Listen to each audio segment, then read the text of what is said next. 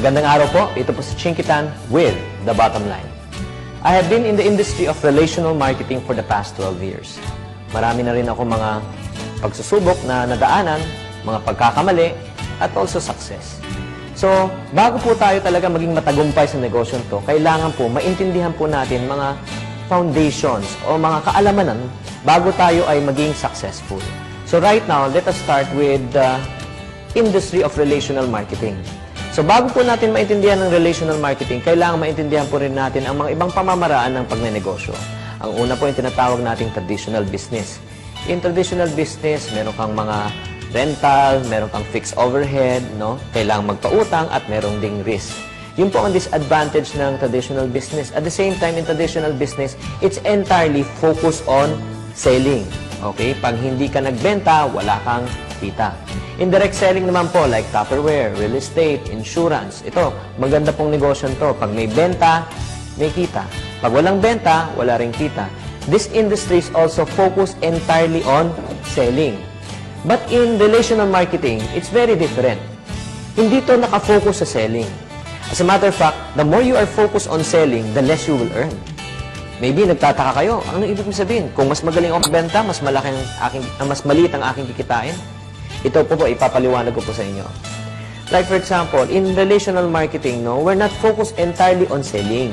We're also focused on what we call as inviting and teaching. Mag-i-invite lang tayo at magtuturo. Halimbawa ko po sa inyo. Halimbawa, there are 31 days in a month. You want to focus on selling lang. Magbebenta ka lang. 31 days, you sell one product a day. So, pag nagbenta ka ng one product a day, you sold how many products in a month? 31. Pero ang tanong ko, unang tanong, first is, how many people you talk to? Ilang tao? 31. Number 2, is this part-time effort or full-time effort? It's full-time effort. It's dependent only on your own effort. Number 3, what type of income? It's called linear income. Pag sinabi po nating linear income, one straight line.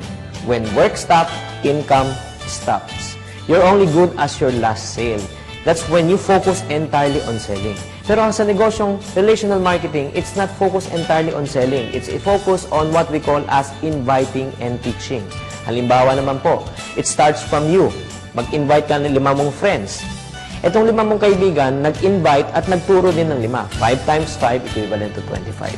Pag in-add up niyo yung 25 plus 5 plus 1, that's a total of 31 people in your team or organization.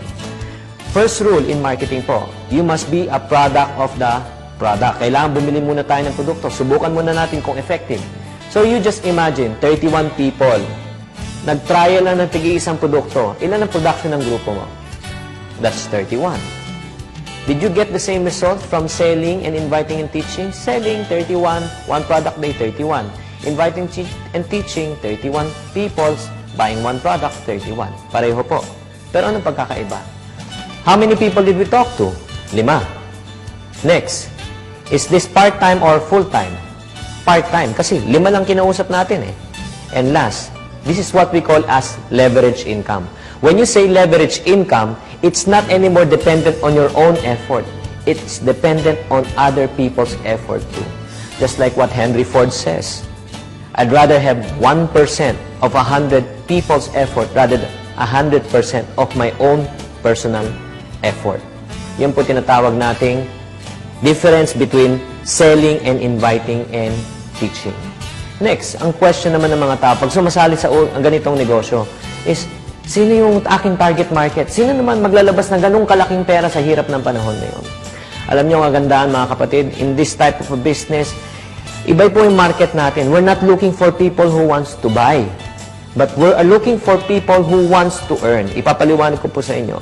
If let's say I take a survey of people around this room and magtatanong tayo, sino po sa inyo dito ang gustong kumita, magkaroon ng additional income? If I see a raise of hands, karamihan, 90% will say, gusto nilang kumita.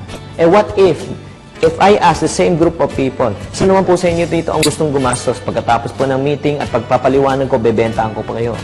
If I ask them to raise of hands, probably mga 5 or 2, kaunti lang. So that only proves 80% of people wants to what? Earn, and only 20% want to spend. Hindi naman sa ayaw nilang gumastos, pero walang budget eh. Walang panggastos. That's the reason why ang kagandahan sa negosyo to. Our focus is not to sell. If your focus is to sell, ang hinahanap mong group ng tao, yung 20%, yung gustong gumastos. Our focus here is to what? Invite and teach. Mag-invite ng tao gustong kumita at turuan din sila kung paano kumita. Malaki ba ang ating market? Yes, 80%. So huwag tayong matatakot. Ang target market natin hindi yung mga gustong bumili, pero yung gustong kumita. And lastly, we have to understand, if you want to become wealthy, you just follow or copy what the wealthy people are doing. Just like itong negosyo to, napakasimple lang. I just copy those people na naging successful. Like, if you want to become a millionaire, you just follow a millionaire just like Ray Kroc. Sino to si Ray Kroc?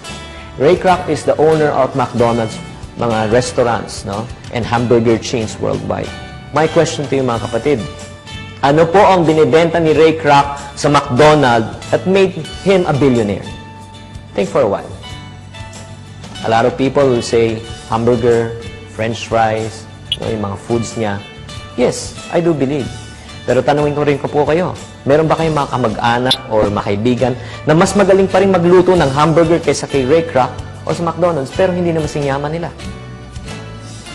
That only proves 50% ng negosyo niya is selling hamburger and French fries. Pero anong pinaka-main business ni Ray Kroc? What's the other 50%?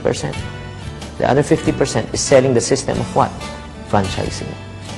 Likewise, in this business of relational marketing. Yes, 50% na binibenta po natin yung products na binibenta, yung minumove po natin. Yung pension, education, and other types of product we are selling in MIB. But the other 50% is selling the system of what? Relational marketing. Ito mong sistema natin is we're not going to invest millions of dollars or millions of pesos. We only invest a few thousand pesos. Pero this is what we call as people franchising. Mga kapatid, sana naman po ay natutunan nyo naman ang basic ng relational marketing. Again, this is not focused entirely on selling, but this is focused on inviting and teaching. Maraming salamat po at pagpalain po tayong lahat.